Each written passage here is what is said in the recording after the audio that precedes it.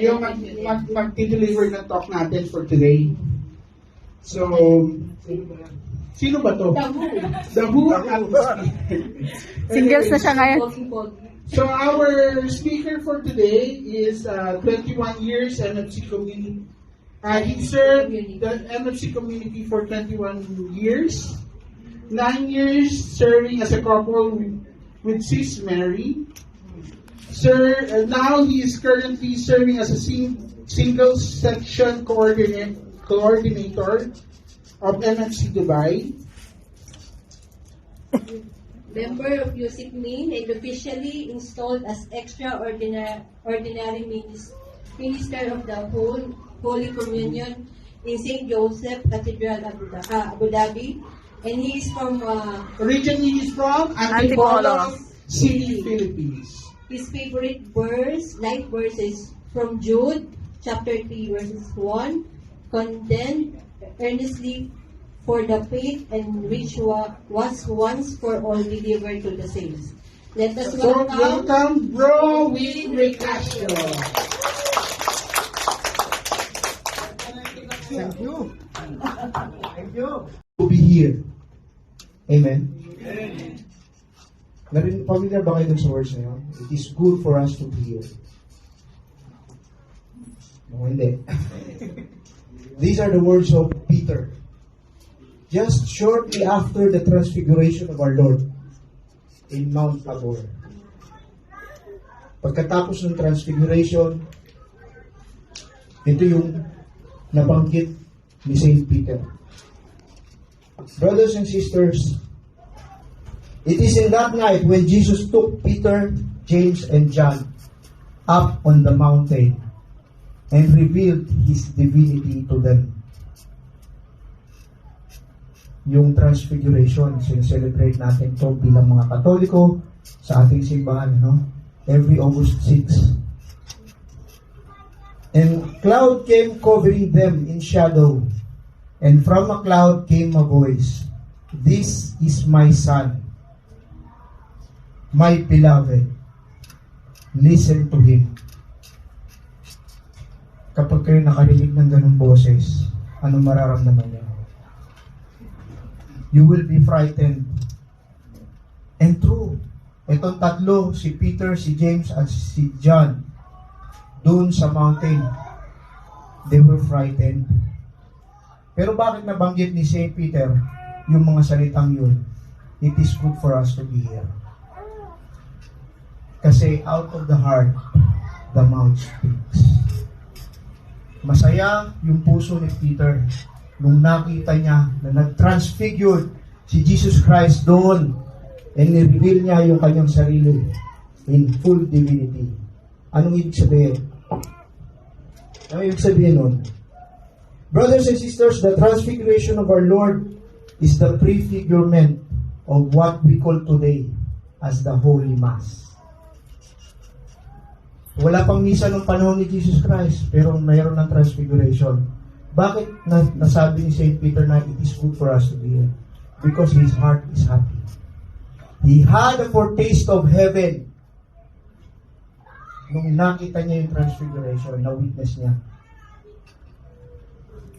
Mga kapatid, yung transfiguration feast na nababasa natin sa Biblia, accounted in the Bible, yun yung prefigurement ng alam natin sa ngayon ng Holy Mass. And it has a deep connection sa ating pag-uusapan ngayon, which is the Eucharist and the missionary family. Emphasis dun sa Eucharist. Pero bago yan, dahil itong topic na ito ay doctrinal, malalim, at napakabigat na topic, let us ask the guidance of the Holy Spirit to guide us all through dito sa ating pag-uusapan. And join me in a short prayer. Remain seated. Let's be in the presence of our Lord and start with the sign of our salvation in the name of the Father and the Son and the Holy Spirit. Amen. Lord God, we like to praise you. Thank you and glorify you once again, Panginoon, for this beautiful day that you have given us. gathering us together in this place in your mighty name, Lord. We ask, Heavenly Father, that you pour out your Holy Spirit to guide us all through this topic, Lord God. O Lord Jesus, we thank you from whom all the wisdom flow, from whose words come to be. Amen. In the name of the Father, and of the Son, and of the Holy Spirit. The Eucharist and the missionary family. Kaya nung nabanggit ko, it is doctrinal. So it is just fitting na yung pagpapalalim natin, ibase natin dun sa scriptures, no? Allow me to read to you yung reflection nitong topic na ito. It is taken from the Gospel of John 6:53 to 56. Jesus replied to them, "In all truth I tell you," he's swearing, "if you do not eat the flesh of the Son of Man and drink his blood, you have no life in you.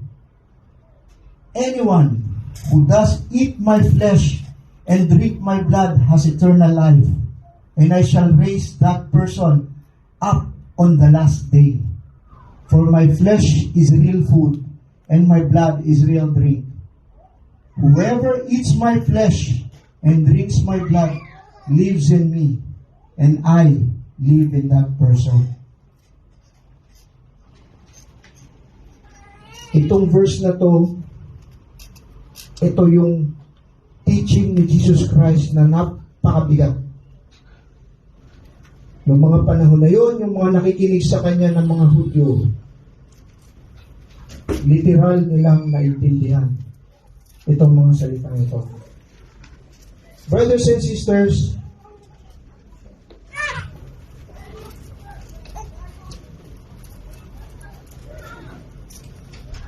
in our community, no, marami sa atin, matagal na sa community, familiar na tayo dun sa ating mga activities. Maraming bagay sa community, familiar na tayo, no, except yung mga bago. Yung mga bago, you will undergo the covenant recollection after your CLS, and you will know more deeper about what we do in this community. Pero nung sa mga medyo matagal na, I'm sure you are already familiar with what we have in the community, in and out. Okay? But brothers and sisters, admittedly, familiar na tayo dun sa ating mga mission, familiar na tayo dun sa ating vision, familiar na tayo dun sa ating mga covenant, ano? Pero admittedly, kahit na nasa community na tayo, naglilingkod na tayo, there's still lacking from us. Ano ba yun? That one thing significant. And that one thing necessary, making this topic related to the one we had last month. Ano yung ating topic last month? Oh, nakalimutan nyo na kagad.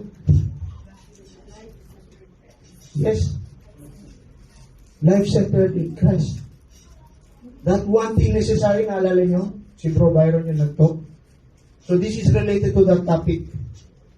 Brothers and sisters, what is that one thing necessary? The deep understanding and a deeper encounter with Jesus in the Holy Eucharist. Ito yung kulang natin. Maraming Katoliko ang nagiging lapsed Catholics. Why? Because of this. Wala tayong deeper understanding sa kung saan yung ating pananampalataya nakabase. Diba? Yung ating deeper encounter with Jesus present in the Holy Eucharist. Now, the family, alam natin lahat mga Katoliko, the family is a domestic church. Tama? Aware ba tayo doon? Na ang ating mga pamilya is a domestic church. Domestic church wherein dito natin na pagpapalalim, na we are growing and flourishing sa ating pananampalataya sa buhay Katoliko. Totoo? Ginagawa niyo ba sa bahay niyo yun? Of course, the family is a domestic church where faith and Catholic culture is meant to grow and flourish. And also, we ought to know the Catholic Church is home to every baptized Catholics. Yan man ay bata, sanggol, o yan ay matanda. Ang Catholic Church natin, ito yung ating tunay na tahanan. No? Yan. In every home, there is a place kung saan nanonourish tayo. Saan yun? Sa ating mga tahanan. Saan? Sa kusina. Pagkainan. Very good, sis. Sa pagkainan. It is in the table that we are being nourished. No? Not just physically because of the food that we are sharing together as a family, but also morally. Kasi ito yung pagkakataon na nagkakausap-usap tayo bilang mga membro ng pamilya, nagkakamustahan sa kanya-kanyang buhay. Even yung mga parents, kinakamusta yung kanilang mga anak, kamusta ang inyong mga pag-aaral, yung mga anak, nakakamusta rin yung kanilang mga magulang. So, nanonourish tayo dito. I remember when I was a little boy, I was naughty. And because we are compelled by our father to sit in the table, kakain ka man o hindi, magkakasama kami niyan. Pag nagkakaroon ako ng kasalanan, nando doon ang koreksyon. And anong naging advantage nun? Binibigyan ako ng koreksyon, and that itself is becoming a mirror to my siblings. Kaya yung mga kapatid ko, 4 kami magkakapatid, ako ang panganay, yung mga kapatid ko, mababait. Kasi ako ang laging pinapagalitan. And nakikita nila kung paano yung pangaral ng aming ama sa akin. Hindi na nila pinapanularan, ano? Yung pagkakamali ko, hindi na nila ginagawa. So we are being nourished sa ating hapagkainan, ano? And of course, in the church, in a bigger scale, we are also being nourished. We are being nourished by Jesus Himself and the Holy Mass. Naniniwala ba kayo doon? So, anong significance nun? Sabi ko, ito kanina, meron tayong pagkukulang, no? Naglalapse tayo. Ngayon, susubukin natin. Siguro is just fitting na mag-review tayo kung nasaan na tayo sa ating kaalaman at sa ating pangunawa sa selebrasyon ng Eucharistia, yung banal na Eucharistia. Sige, tanungin natin, with all honesty, sa ating mga sarili. You can also share, I implore you to share your answer. No? Ano po yung favorite part ng misa na gusto nyo? What is your favorite part of the Mass? Marami tayo dyan. Meron some people, they like the homily. Ano pa? Consecration of the Holy Eucharist. Ano pa? Sige, sis. Share yung personal story yan. Homily. Okay. Oh. Sis, meron kang sagot? May favorite part ka ng misa? Ano? Homily. Most of us, paborito ang homily, no? Kasi pag uwi natin, after the Mass, meron tayong takeaway. Yes? Yan. Communion. Oh, now, let's move forward. Ano yung less favorite part of the Mass nyo? Kung saan kayo, less attentive?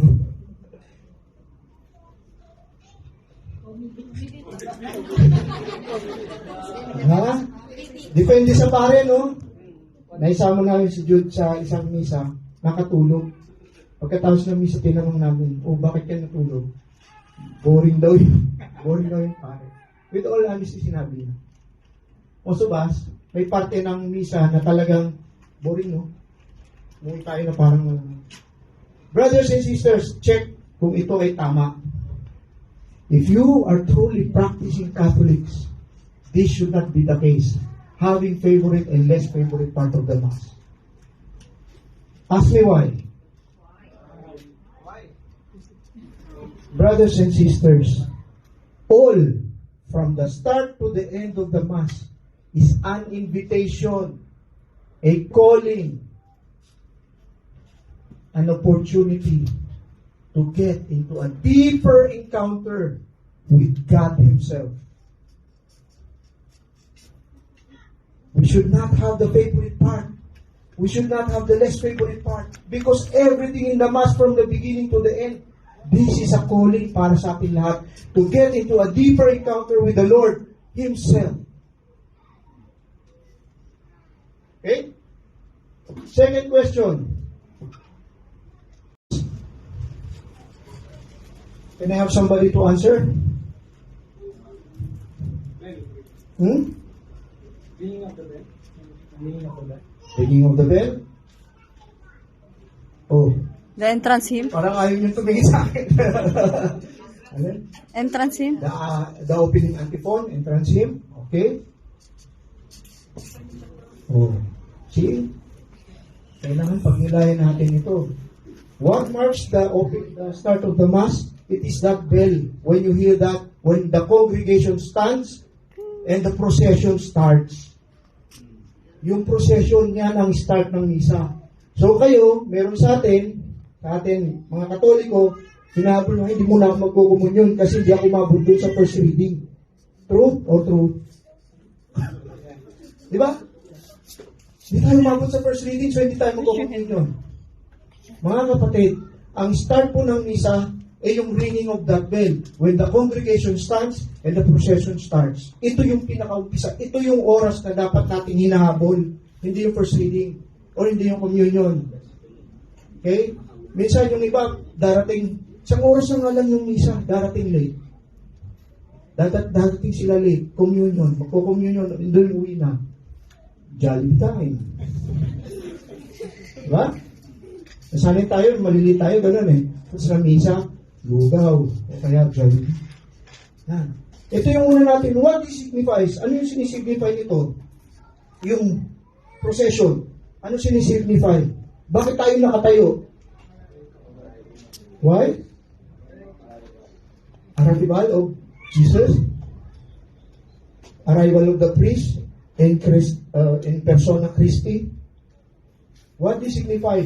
It signifies the triumphant entry of Jesus Christ to Jerusalem. Kaya ang opening antiphon, triumphant ang sound. Okay? And what else? The ascent of Jesus into the Mount Calvary. For what? For His sacrifice. The ascent of Jesus in the Mount Tabor, in the Transfiguration account in the Bible. This is the significance of this procession na kailangan natin ma-witness lahat. Why? Mapansin nyo, lahat ng sanctuary, lahat ng simbahang Katoliko, ang sanctuary elevated. Mapansin nyo, may steps. That is the meaning. Kanina kinakanta natin, I will climb this mountain. Dapat ito yung nararamdaman natin when we start the Mass with a procession. Because it signifies your journey from this earth going to the divine. Understood? Ganito kahalaga ito. Now, next. Yan, see, procession. Lahat ng tao nakatayo, anticipating the start of the Mass. Ganito kahalaga. Yung opening pa lang yan, ha? Now, what is the first prayer in the Holy Mass? First prayer, sinong sumagot? Adoration. Yeah? Sign of the cross. Correct. It is the sign of the cross. The act itself of signing yourself in the name of the Father and of the Son and of the Holy Spirit. It is already the prayer. Ito yung unang prayer. When we put ourselves in the holy presence of God. Marami sa ating Katoliko, unfortunately, hindi alam. Pero importante ito. Ito po ipagsusuri lang. So, tatlong tanong. Sino sa inyo nakakuha ng tatlong tamang sagot? Dalawa. Isa. Now you need to think, are we really Catholics? Are we really followers of Christ? Okay? Sige, magpalalim tayo. Ano ba yung banal na Eucharistia para sa atin bilang mga Kristiyano? Dapat, sa puntong ito ng ating buhay, alam natin ang kahalagahan, importansya ng Eucharist bilang Katoliko Kristiyano, bilang pamilya, at bilang misyonaryo na tinatawag ng ating Panginoon para sa kanyang mga misyon. What is the Eucharist? Let's go. The source and summit of the Christian life, CCC, Catechism of the Catholic Church, 1324. Why is it the source and summit? Pakibasa. Source? Enables to make presents and offer any Jesus Christ rather than Basahin natin pangunawa. It is the source because the Eucharist enables us to make present and offer anew Jesus Christ, one redemptive sacrifice of Calvary, which began with His passion. One redemptive sacrifice. So, ilan yung misa? Ilan ang misa? Ilan yung sakripisyo? Isa lang. Pero bakit marami tayong misa? It is the first sacrifice that we Christians commemorates. It is one mass that we are having thousands and thousands of opportunity to make anew.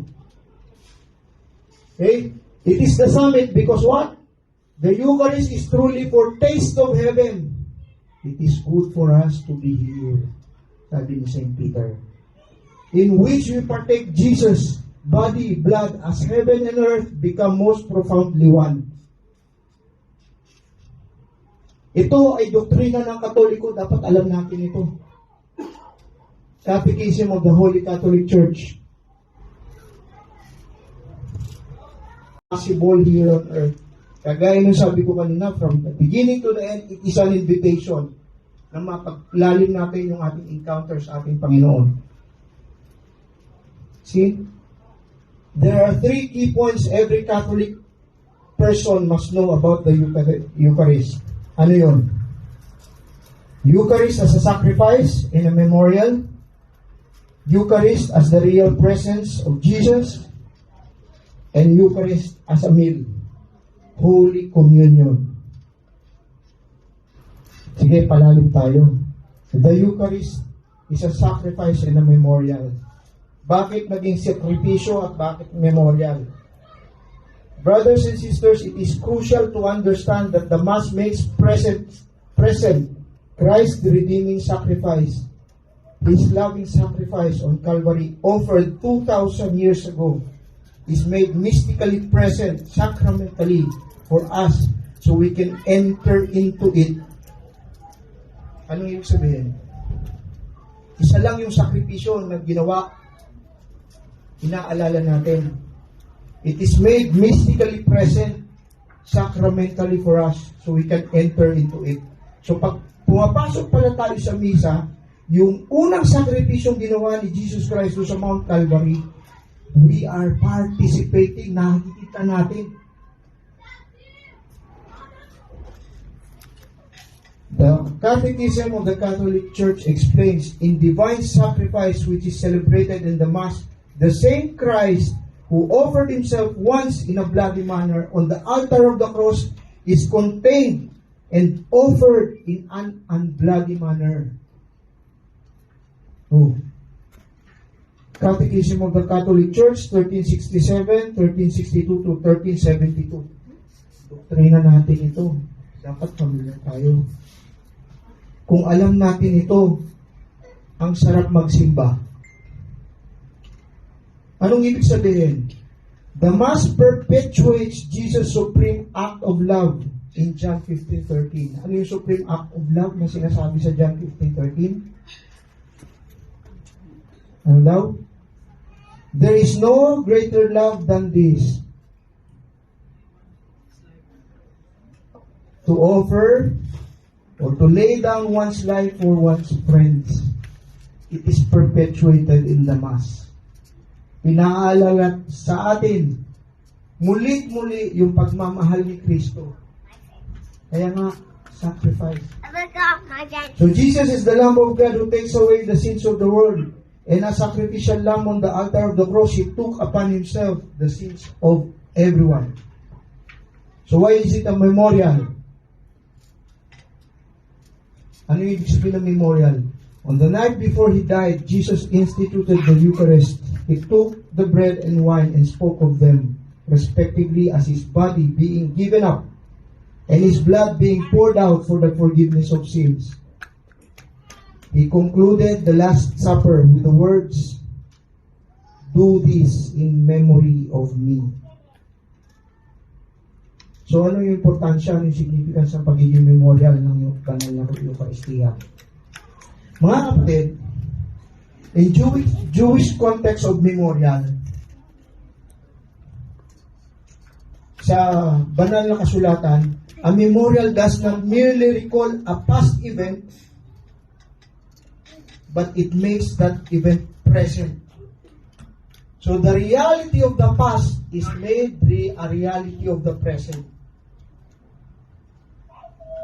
Here is when the Mass fulfills Jesus' command to His apostles in the Last Supper, when He said, "Do this in memory of me."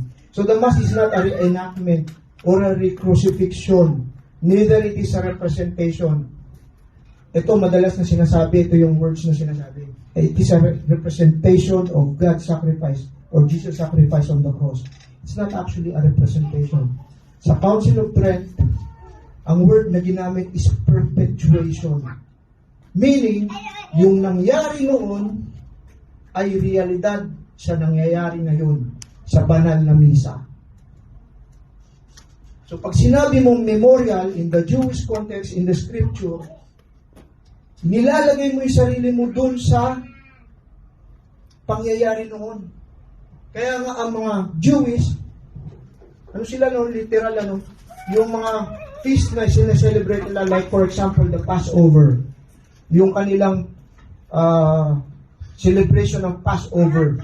Yung the first Passover, pag sila nagse-celebrate ng Passover nila, Passover feast, ang pakiramdam nila, kasama nila yung ancestors nila na nagse-celebrate dun sa first Passover.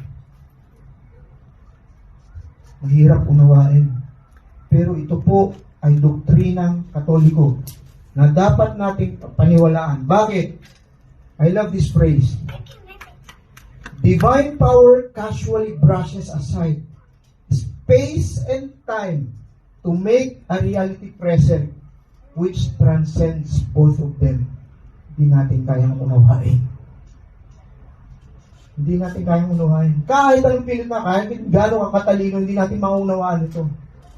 Just feel that present reality pag umattend tayo ng misa. So, naintindihan na yung memorial of me. It fulfills, when you attend the Mass, it fulfills Jesus' command in the Last Supper. Now, the Eucharist is a real presence of Jesus. Naniniwala ba tayo dito? Marami tayong mga Katoliko na dumaan sa catechism, ano? Pero still, question natin, how can that bread hold the glory of God? How can that small piece of bread contain the glory of Jesus? We are questioning it. The Catholic Church teaches that although Christ is present to His people in many ways, diba sabi nila, ang Panginoon is omnipresent, naroon siya kahit saan, diba? Naroon siya sa mga mahirap, naroon siya sa banal na mga salita, in the sacraments, naroon siya. Saan pa? In prayers of two or more gathered together, naroon siya. He is omnipresent. Diba? But the church teaches us He is uniquely present in the Eucharist. Uniquely present. This is the very body, blood, soul, and divinity of Jesus Christ. Catechism of the Catholic Church, 1374, hindi ko lang ito minake up. Ito ay matagal nang nasulat at matagal na nating doktrina ng mga Katoliko. Pero marami sa atin na hindi nauunawaan. The reason why we are being bored attending the Mass. The reason why marami sa atin nakakatulog sa misa. If we really appreciate yung importansya nito, we will enjoy every part of the Mass, every rites in it, in just less than 1 hour. The Eucharist is not merely a symbol of Jesus. At the Last Supper, Jesus took bread and wine and said, "This is my body, this is my blood." The Catholic Church affirms that when the priest at the Mass recites these words of Jesus at the moment of consecration, the bread and wine on the altar are changed into Christ's body and blood. They are no longer bread and wine. They even had the theological term for this. Ano yun, sisa? Transubstantiation. Again, Catechism of the Catholic Church 1376. When Jesus himself taught about the Eucharist, he used a language with profound realism to describe how we will partake of his body and blood. Yun yung kaninang verse na binasa natin, John 6:53 to 56. When Jesus gave this teaching, itong teaching na ito, ano nangyari? Basahin natin yung kasunod na verse. Literally taken by the Jewish people. At ano na nangyari? There has been a discourse. Teaching ng ating Panginoon. Nagkaroon ng diskurso. And what happened? In verse 60, after hearing it, many of his followers said, "This is intolerable language. How could anyone accept it?" Tinake nila as literal yung sinabi ni Jesus, talking about the real food and the real blood. The real food and real wine. And after this, many of his disciples went away and accompanied him no more. Because of this teaching ni Jesus Christ, unang narinig ng mga tagasunod niya, these are the Jesus disciples ng panahon na yun. Sumusunod na sa kanya. And because of this teaching, hindi nila tinanggap. And what happened? They abandoned him. Na-realize nyo ba kung gaano kahalaga yung sinabi niya doon?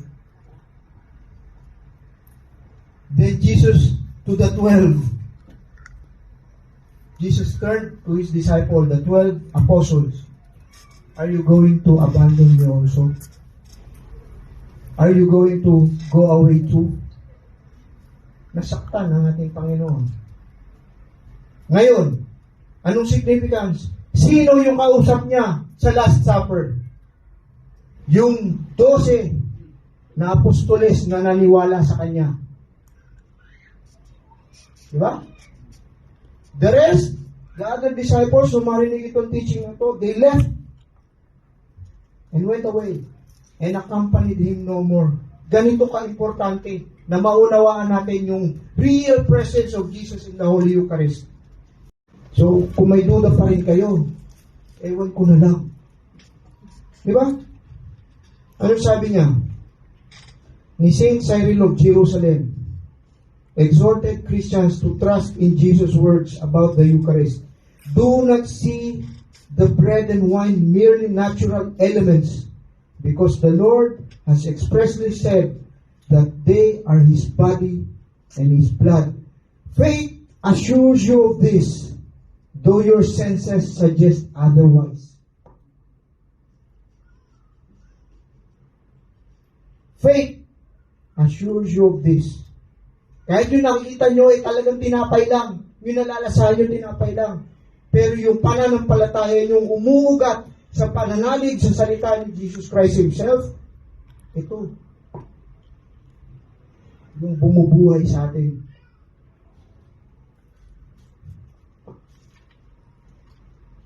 Now, let's proceed. The Eucharist is a meal. Tingnan niyo yung picture. The characteristic of the Eucharist is that it is a meal. In the biblical context of a sacrifice such as Passover, it wasn't enough just to have an animal sacrifice. We need to partake the sacrifice in a communion meal.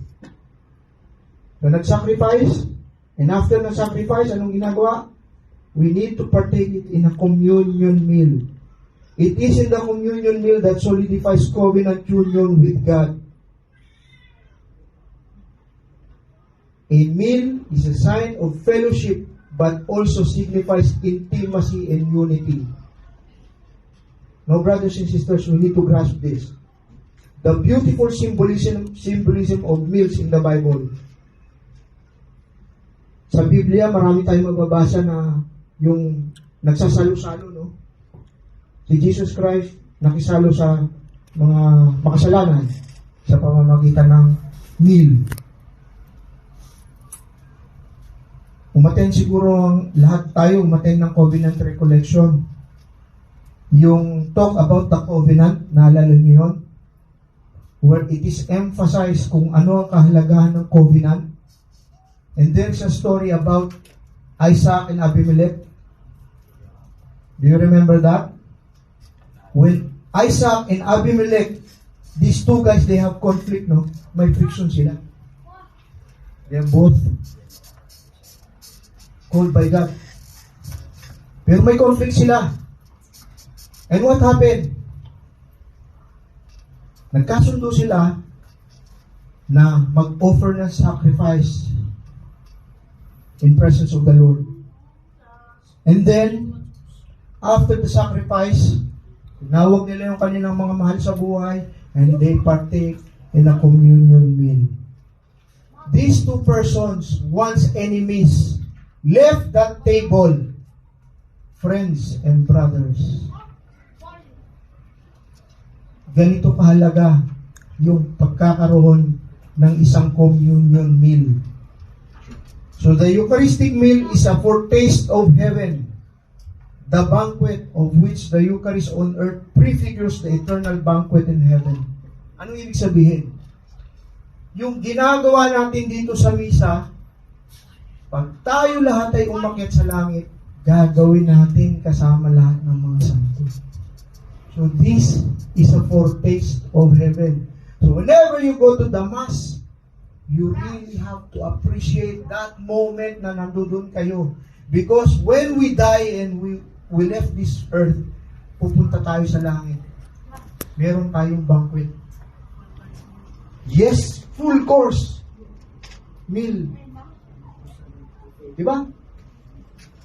So dapat pahalagaan natin yung pag-attend natin sa misa. And dapat excited tayo kasi dito natin mararanasan yung deeper encounter sa ating Panginoon. Imagine, tatanggapin mo siya. Di ba? The Catholic tradition has often portrayed the Holy Communion and the culmination of the liturgy as an intimate union with our divine bridegroom, Jesus, in the Eucharist. We can understand how the Mass is feast. Is a feast by considering the words of the priest shortly before we receive the communion. Merong sinasabi yung pare bago tayo mag-receive ng communion. Nakaluhod tayo doon. Ano sinasabi ng pare? Ha? Yeah. By his body, his races. Behold the Lamb of God. Behold Him who takes away the sins of the world. Blessed are those who are called to the supper of the Lamb. Blessed na kayo. Hindi nyo pa nare-receive. About it. And the next time you go to Mass, remember it. You will receive Jesus in the most profound way possible na kaya nyong gawin dito sa mundo. And that is a foretaste when we go up there. Sana magkakasama tayo. Ito yung practice ng gagawin natin doon sa Sa langit, ano? Kasi sa langit, ayun na yung union, yung communion, ayun na yung kasal. Jesus being the bridegroom and the church, His body being the bride. So what are the realities? Realities of families going together to Mass. There are families who have not been going together to the Mass. Some spouses don't go together. It's just the other spouse that goes to the Mass regularly. Minsan, mga babae lang. Mga bros, nasan kayo? Minsan, madalas, mga sisters lang ang umaten ng misa. Kasama yung mga anak. Mga bros, nasan tayo? But we know already na talagang ma-encounter natin yung hirap sa parking pag tayo magsisimba. So, anong dapat natin gawin? You know what to do. No need to ask.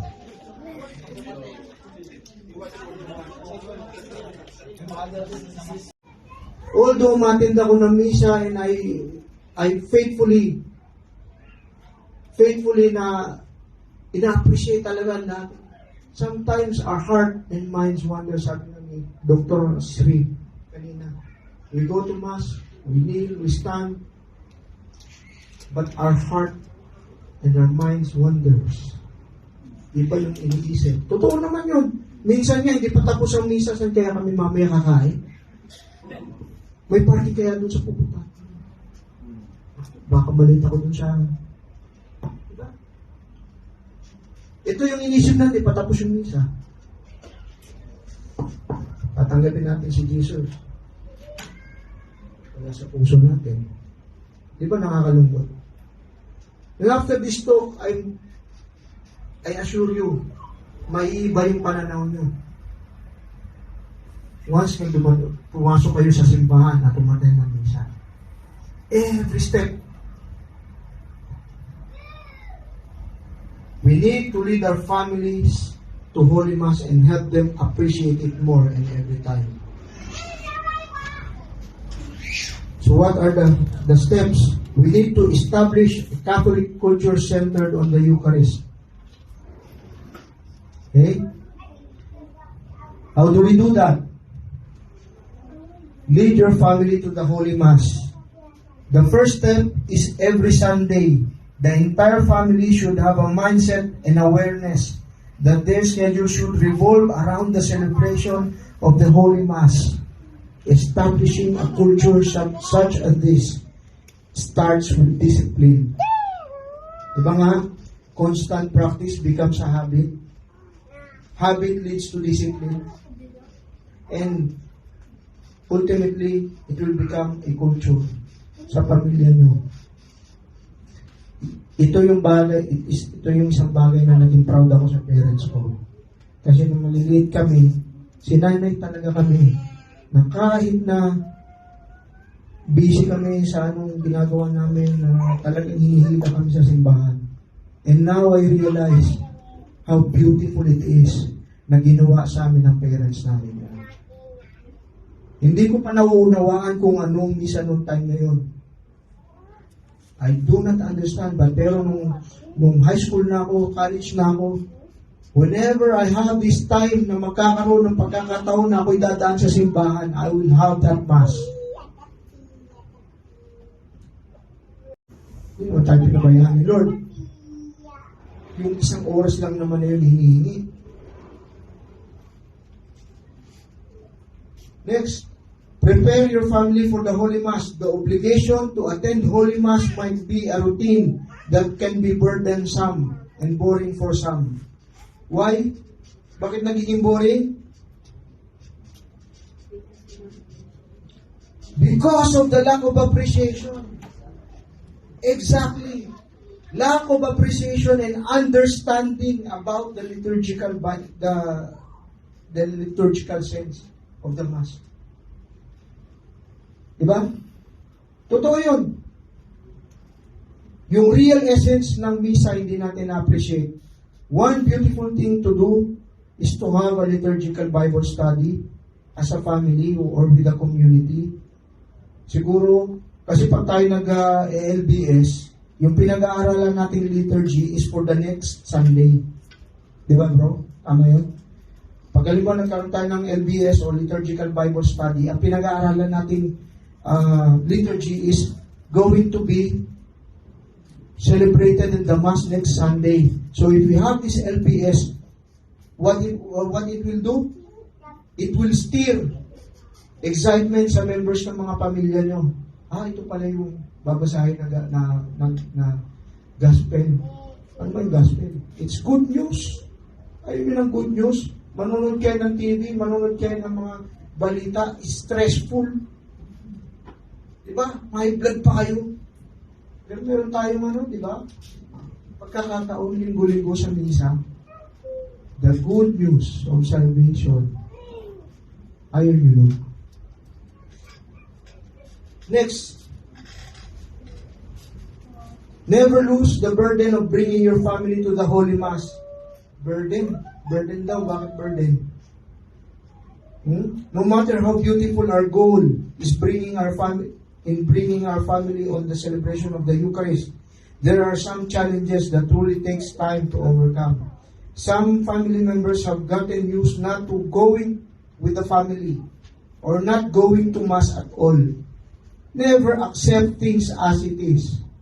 Kung yung mga anak nyo ayaw sumama, malalaki na, no? Minsan, yun ang medyo mahirap hilahin sa misa, yung mga high school na, di ba? Huwag yung sukuan.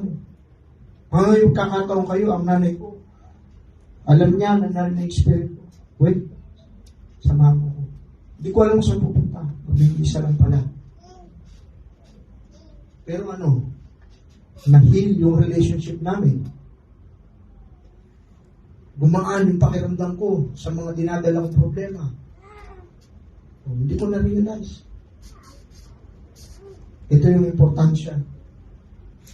Huwag niyo sukuan, huwag niyong tanggapin na ganun lang. Faithful prayers and constant practice of patience. Invite them again and again. Invite them again and again. Just like Jesus inviting us again and again. Linggo-linggo.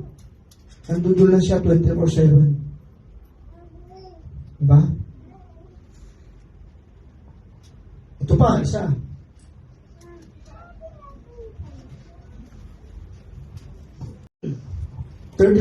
August, pagpasok ng anticipating the first day of September, nasa simbahan ako, nagkumpisal ako noon. Nag-attend ako ng Mass. And after the Mass, merong Eucharistic adoration. Sino sa inyo naka-experience na ng Eucharistic adoration? Ano yung ginagawa sa Eucharistic adoration?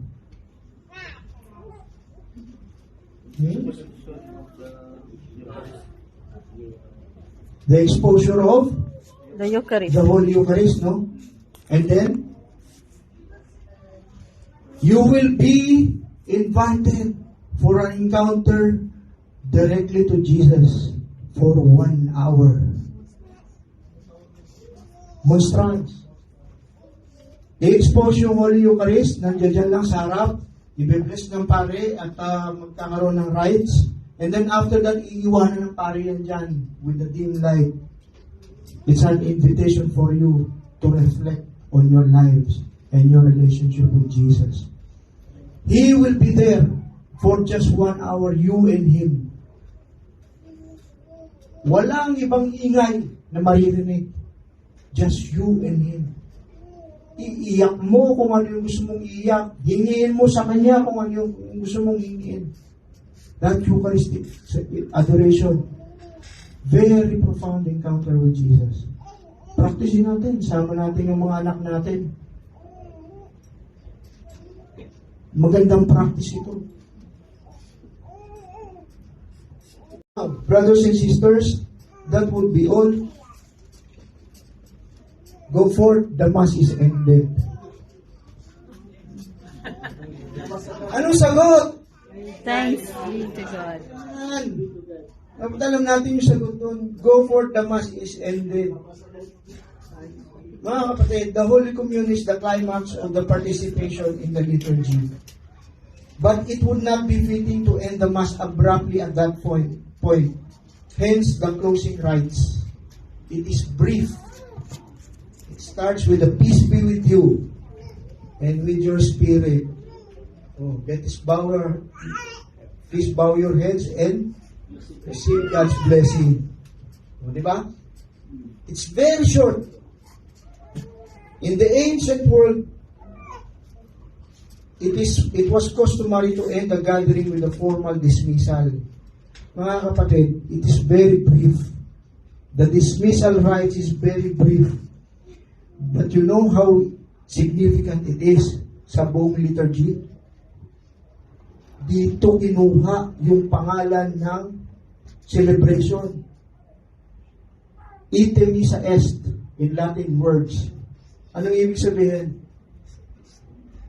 Ite missa est. Ha? In the Mass, the closing rite is so significant that the entire liturgy receives its name from the Latin word ite missa est. These words rendered in the translation of the Mass, go forth, the Mass is ended. So anong kinalaman nito sa pagiging Katoliko natin? Anong kinalaman nito sa pagiging pamilya natin? Sa pagiging misyonaryo natin? The Mass concludes with the sending forth. In Latin, it is called Missio of the Faithful. This is where we become missionaries. When the priest said, go forth, the Mass is ended, proclaim the good news of salvation, ito na yun. Papasok na tayo being missionary. At kung kasama mo yung pamilya mo na nagsimba, you are missionary family. See? How significant it is? Now, ano bang nito? The Mass concludes with sending forth Missio of the Faithful. Sino nagsabi nito? Catechism of the Catholic Church. Basahin nyo, 1332. It's not just made up, no? It is in the sense that we truly become missionary families of Christ. And brothers and sisters, in the Eucharist, as we as a family finds our missionary purpose and meaning. But I need celebration of the Eucharist is called Holy Mass, from the Latin word missa. Concludes with the sending forth Missio of the Faithful, 1332 CCC. We as a family finds our missionary purpose and meaning. But I need to warn you. Ngayon, naintindihan niyo na yung kahalagahan ng sineselebrate natin, the celebration of the Holy Eucharist, the Mass itself, from the beginning to the end, how it becomes an invitation and a calling for us Catholics, for us families, for us missionaries, to delve into a deeper encounter with Jesus. As I said, I need to warn you. Why? Read 1 Corinthians 11:28-29, and I will leave and end this talk with these verses. Everyone is to examine himself, and only then eat of the bread and drink from the cup. Why? Because a person who eats and drinks without recognizing the body is eating and drinking his own condemnation.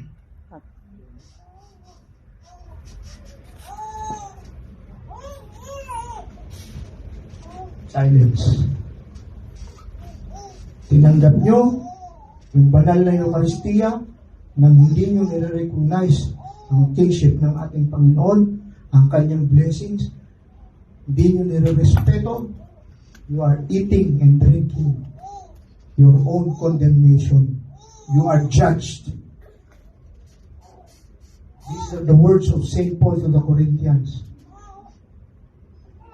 I suggest, brothers and sisters, sa ating mga upper servants, to have another talk about this because it is very essential that we know to prepare ourselves in facing the Lord, not just in the heaven, but every time in the Holy Mass.